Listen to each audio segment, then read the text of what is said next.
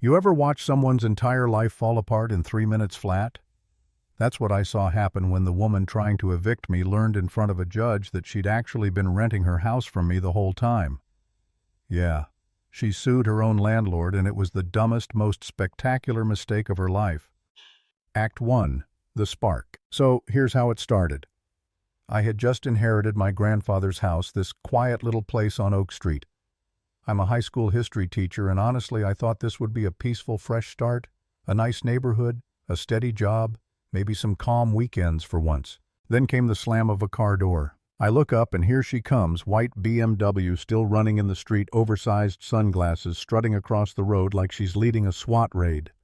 Clipboard in hand, face pinched like she'd sucked a lemon. "Excuse me," she shouts 20 feet away. "Are you the new person who moved into our neighborhood?" The way she said person, you could hear the air quotes, like she wanted to say something else but remembered there were witnesses. "I'm Betty Sterling, HOA Enforcement Director. We need to talk about your violations." I'm holding a box of textbooks from my classroom, still sweaty from hauling stuff inside, and I'm thinking, violations. Lady, I've been here 12 hours. But Betty doesn't wait. She starts pointing at everything. "Your grass is 3 inches high. Our rules state 2. Your car doesn't belong in a luxury community like this. Wrong color mailbox. Blinds face the wrong direction.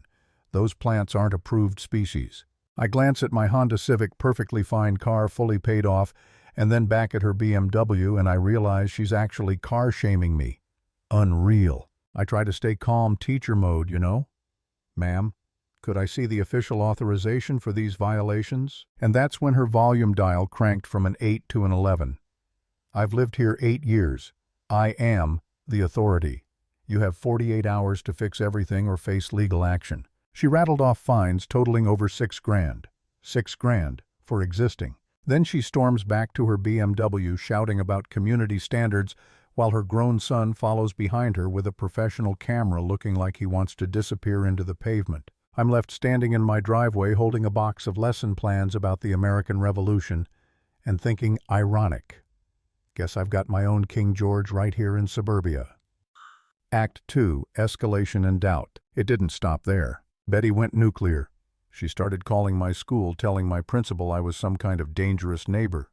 She even showed up at the main office waving a folder of evidence, yelling about how I was a threat to families. Right there in front of secretaries, parents, even students, she dropped racist remarks loud enough for cell phones to catch it on video. That clip spread online like wildfire. Overnight, I wasn't just the new teacher. I was the guy with a Karen meltdown going viral. Then came the flyers. Professionally printed sheets with my photo. Still don't know how she got it plastered on stop signs and mailboxes. Dangerous individual, associated with gangs, threat to property values. I'd step outside and see my face taped to a street lamp. Betty had turned the whole neighborhood into her personal propaganda zone. And yeah, it worked. Neighbors stopped making eye contact. Parents whispered at pickup. Some believed her nonsense. Then came the lawsuit. A man in a cheap suit knocked on my door, handed me a thick envelope, and said, "You've been served." Betty was suing me for $45,000 harassment, intimidation, emotional distress, property devaluation. $45,000, more than I made in a year teaching. I remember that night clear as day. I sat at my kitchen table, stacks of flyers and letters spread out like bombs, my hands shaking.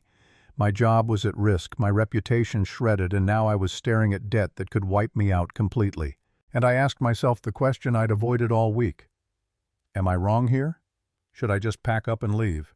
For a moment I almost convinced myself to sell, to walk away, to let her win. But then I remembered something my grandfather used to say whenever I came home from school after getting bullied. The truth is like water. It finds a way through every crack. Just give it time. So instead of giving up, I pulled out the old property folder I'd found in his study. That's when I saw it: payment records. Monthly rent from V. Sterling Consulting for 1247 Oak Street. Betty's house. My pulse spiked. I checked again, triple checked. For 3 years, Betty Sterling had been paying rent to my family trust. She was my tenant, and she was 3 months behind, owing nearly $10,000. I laughed out loud, a bitter, exhausted laugh. All her threats, her flyers, her fake HOA power, and she'd been renting her castle from me the entire time. The bully had handed me the perfect stone. Act 3. The Showdown. Court Day. Friday morning, 9 a.m. I'm standing outside the courthouse with my lawyer Sarah folder clutched like it's the nuclear codes. Here comes Betty, out of a black town car dressed for Broadway. Neck brace that wasn't there yesterday. Tissues in one hand, leaning on her husband dragging her son with that damn camera.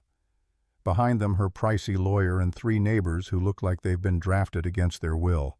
She's cast herself as the tragic heroine. Inside, Judge Rodriguez takes her seat, 22 years on the bench, no patience for theatrics. Betty's lawyer launches into a presentation, charts, graphs, photos, testimony. Betty takes the stand, sobbing, claiming I terrorized her, destroyed property values, harassed board members. She waves medical reports, petitions, spreadsheets. For a second, even I almost believed the show.